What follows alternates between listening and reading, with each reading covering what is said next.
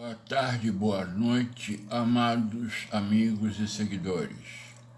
O dia que vocês se sentirem à vontade podem se considerar irmãos e teófilos. Bom, eu venho agora trazer um assunto muito importante. É sobre a lei e a graça. Existe uma tendência natural das pessoas analisarem, terem juízos de valor incorretos com relação às leis do Antigo Testamento. Muitas pessoas que seguem a predestinação preferem desconsiderar o Antigo Testamento. Isso é um grande erro.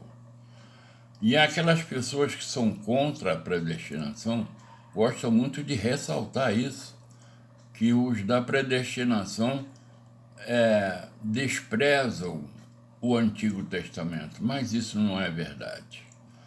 O Antigo Testamento é a raiz histórica de toda a criação divina até Jesus Cristo. Em Jesus Cristo existe aí uma adaptação. Jesus Cristo disse que não veio revogar, realmente não revogou, ele veio cumprir. Ele cumpriu. Agora, o que ele apresenta depois são mandamentos, é uma interpretação mais clara do aspecto legal, do aspecto mandamento. Então, nós temos os mandamentos de Moisés, temos os mandamentos de Jesus Cristo. Jesus Cristo realmente não revogou, não. Ele só trouxe uma linguagem. Porque o que estava acontecendo com os judeus é que eles estavam pegando toda a lei e desviando para falsos deuses. Sacrifício a Moloque, Baal e assim sucessivamente. Isso, na verdade, a Bíblia é evolutiva no seu entendimento. Existem profetas que já vão pré-anunciando que existe aí uma questão sobre como considerar a lei e os profetas. Bom, eu vou começar para vocês com um profeta que já reclama da interpretação da lei de algumas pessoas. Oséias capítulo 6. Vinde e tornemos para o Senhor, porque ele despedaçou e nos sarará, fez a ferida e nola atará. Depois de 2 dias nos ressuscitará, ao terceiro dia nos levantará e viveremos diante dele. Isso aí, quando ocorreu a ressurreição dele, realmente tudo se fez novo. Conheçamos e prossigamos em conhecer ao Senhor. A sua saída, como a alva, é certa, e ele a nós virá como a chuva, como chuva serôdia, que rega a terra. Existia um monte em Israel que ele tinha geleiras do seu cume. E quando vinha o vento quente do verão, ele derretia essa geleira e ela caía em forma de chuva. Essa é a chuva serôdia, tá? É o degelo do Monte Hermon. Que te farei, ó Efraim? Que te farei, ó Judá? Porque o vosso amor é como a nuvem da manhã e como o orvalho que cedo passa. Lei não está adiantando nada para eles aqui, né? Por isso os abati pelos profetas, pela palavra da minha boca, os matei, e os meus juízos a teu respeito sairão como a luz. Pois misericórdia quero, e não sacrifícios, e o conhecimento de Deus mais do que os holocaustos. Veja bem, ele já está mexendo com a lei aí. Na verdade, é a interpretação da lei. Ele não está abolindo nada, não. Ele está trazendo uma boa interpretação espiritual da lei. Eles, porém, como Adão, transgrediram o pacto. Nisso eles se portaram aleivosamente contra mim. Gileade é cidade de malfeitores, está manchada de sangue. Como hordas de salteadores que espreitam alguém, assim é a companhia dos sacerdotes que matam no caminho para Siquém. Sim, cometem a vilania. Veja uma coisa horrenda na casa de Israel, ali está a prostituição de Efraim. Israel está contaminado. Também para ti, ó Judá, está determinada uma ceifa ao querer eu trazer do cativeiro o meu povo. O profeta Oséias escreveu esse livro por volta do ano 700 antes de Cristo. E ele está falando já de um cativeiro que iria acontecer. Só que Oséias é do norte, de Israel, mas ele se dirige a Judá e faz essa profecia a Judá. Vamos lá, Gálatas 2.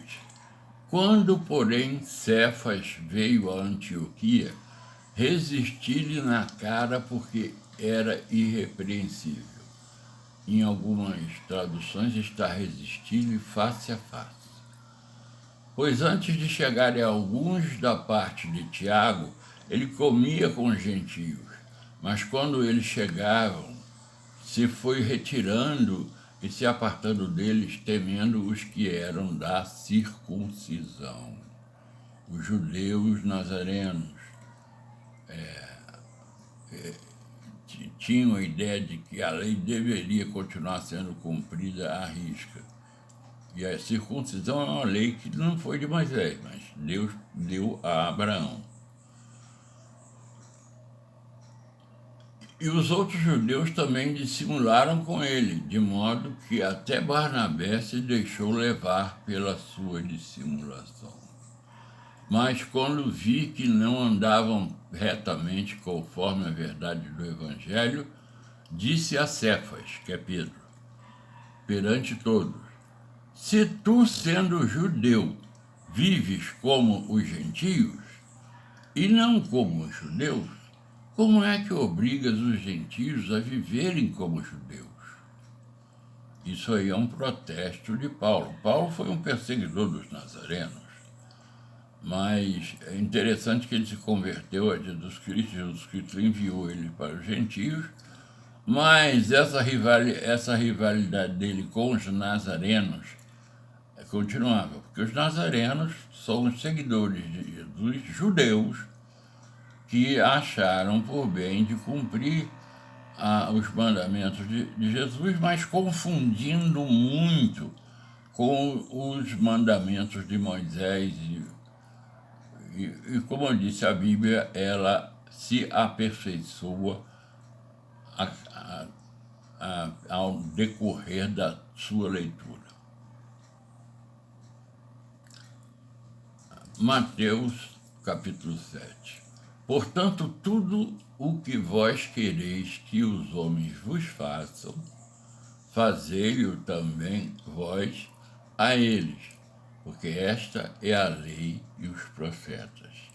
Aí está um resumo da lei que Jesus Cristo, através de Mateus, escreveu, o que Jesus Cristo falou a respeito desse conceito.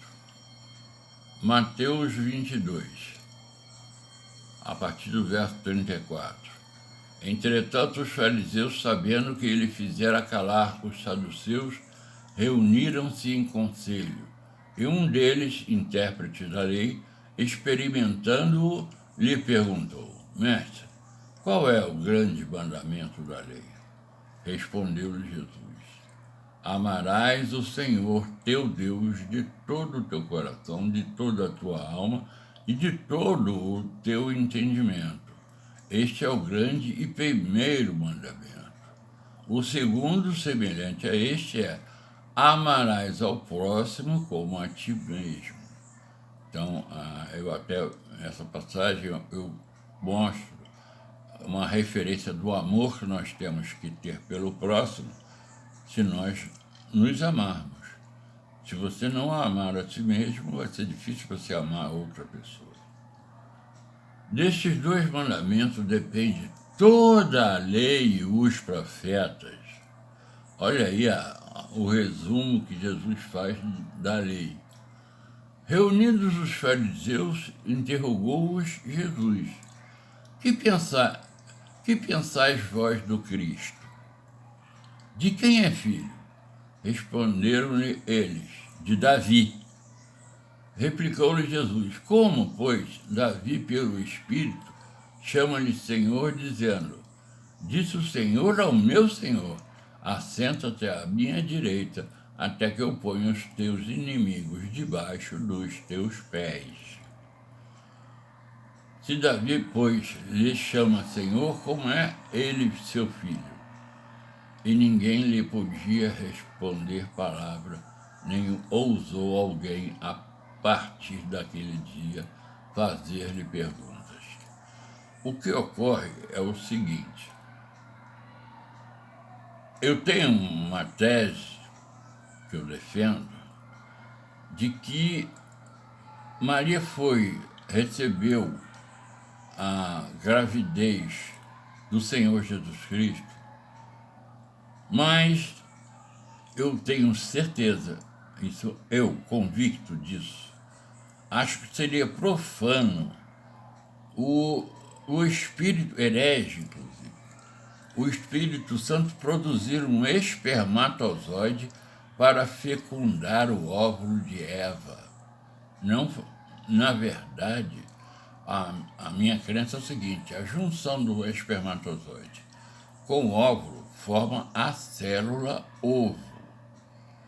Então, Deus fez uma célula ovo pronta.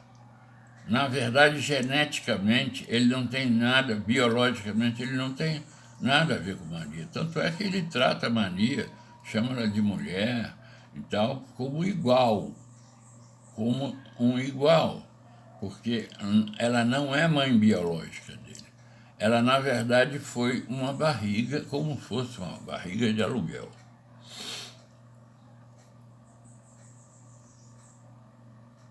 Se Davi, pois, lhe chama Senhor, como é ele seu filho?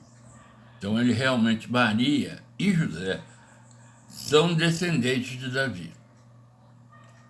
Mas, geneticamente, Jesus não teria nada a ver com Davi, nem com a árvore genealógica que nós temos em Mateus e Lucas. A de Lucas é a genealogia de Maria, uma vez que ele termina em José, mas na verdade o sogro era considerado pai, então José era considerado filho do pai de Maria. Então acabou em José. Mas o de Mateus é realmente a genealogia de José. Então vamos prosseguir. Lucas, capítulo 16, versículo 16. A lei e os profetas vigoraram até João. Desde então é anunciado o evangelho do reino de Deus, e todo homem forceja por entrar nele. Olha aí um aperfeiçoamento da lei. Então, a lei e os profetas vigoraram até João.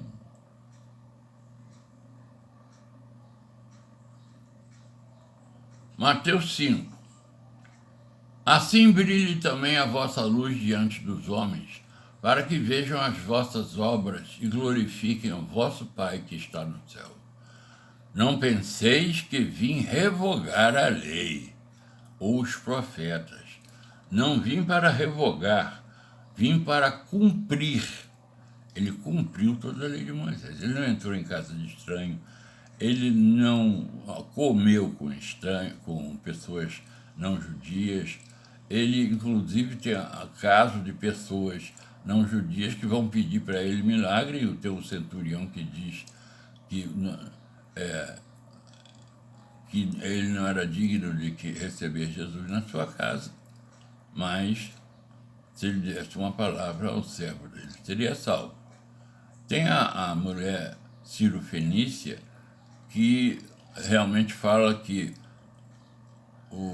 os que não eram judeus, então Jesus disse para ela: eu sou enviado para as ovelhas perdidas da casa de Israel. Ela chegou assim: mas os estrangeiros são como cachorrinhos e podem comer as migalhas que caem embaixo da mesa. Então não penseis que vim revogar a lei ou os profetas. Não vim para revogar, vim para cumprir. Porque em verdade vos digo, até que o céu e a terra passem, nenhum i ou um tio jamais passará da lei, até que tudo se cumpra. Então, quem cumpriu? Quem cumpra? Quando é que até que tudo se cumpra? É quando Jesus cumpriu a lei. Aquele, pois, que violar um desses mandamentos, posto que dos menores, e assim ensinar aos homens, será considerado mínimo no reino dos céus. Aquele, porém, que os observa e ensinar, esse será considerado grande no reino dos céus. Só que, prestando bem atenção, existe aí uma nova interpretação da lei que Jesus traz. Daqui a pouco eu vou ler a esse respeito. Não é que a lei deixou de ser cumprida. A lei, conforme disse Paulo, ela é espiritual. Só que tinha muito judeu que estava cumprindo a lei errado. Eles cumpriam toda a lei, mas direcionado para outros deuses. Então, se alguém violar essas leis, seriam as pessoas que violam a interpretação de Jesus da lei, né? Que é amar a Deus sobre todas as coisas, ao próximo como a ti mesmo, e fazer para os outros aquilo que gostaria que fizesse para você. Porque vos digo que se a vossa justiça não exceder em muito a dos escribas e fariseus, jamais entrareis no reino dos céus. Ouvistes que foi dito aos antigos: não matarás, e quem matar estará sujeito a julgamento. Eu, porém, vos digo que todo aquele que sem motivo se irá contra seu irmão estará sujeito a julgamento. E quem proferiu um insulto a seu irmão estará sujeito a julgamento do tribunal. E quem lhe chama tolo estará sujeito ao inferno de fogo. O inferno de fogo, depois, eu não sei em qual vídeo que eu vou acabar explicando isso, o inferno de fogo não é espiritual. Ele se refere à geena. As Bíblias católicas usam o termo geena ardente, que na verdade, fica no vale do rio Inom. E lá, devido à podridão, porque lá é lugar de descartar lixo, cadáveres de animais e até de leprosos. Então, o leproso, se morrer leproso, normalmente eles se dirigiam para o Inom para morrerem lá e serem queimados. Então vamos ver. Agora vamos falar de profetas que já prenunciaram aí uma interpretação nova da lei. Prenunciaram que algum dia seria dada uma interpretação nova. Condenado o culto hipócrita de Isaías, capítulo 1. A partir do versículo 9. Se o Senhor dos Exércitos não nos tivesse deixado alguns sobreviventes, já nos teríamos tornado como Sodoma e semelhante a Gomorra. Isso, pela graça, ele perdoa. Há um problema, Davi pisou na bola pra caramba e não foi condenado, e outras que pisam na bola eram condenadas. Então, aí existe a diferença entre o predestinado e o destinado para a ira. Davi era um predestinado, então ele conseguiu, através do arrependimento, a reconciliação. De que me serve a mim a multidão de vossos sacrifícios, diz o Senhor. Estou farto dos holocaustos de carneiros e da gordura de animais cevados, e não me agrado do sangue de novilhos, nem de cordeiros, nem de bodes. É como disse Oséias, que eu li lá no começo. Misericórdia quero, né? E conhecimento de Deus. É isso que ele quer. E não holocaustos e sacrifícios. Não continueis a trazer ofertas vãs. O incenso é para mim abominação. E também as festas da lua nova, os sábados, e a convocação das congregações, não posso suportar iniquidade associada ao ajuntamento solene. As vossas festas da lua nova e as vossas solenidades, a minha alma as aborrece. Já me são pesadas, estou cansado de as sofrer. Para que, quando estendeis as mãos, escondo de vós os olhos. Sim, quando multiplicais as vossas orações, não as ouço, porque as vossas mãos estão cheias de sangue. Esse negócio dele não ouvir quer dizer que ele não atende à oração. Porque ouvir, Deus é onisciente, ele ouve tudo, tudo. Ele conhece todos, até Satanás. Ele conhece tudo. Lavai-vos, purificai-vos, tirai a maldade de vossos atos de diante dos meus olhos. Cessai de fazer o mal. Agora, o mesmo Isaías, no capítulo 58, a partir do verso 3. Por que jejuamos nós e tu não atentas para isso? Por que afligimos a nossa alma e tu não a levas em conta?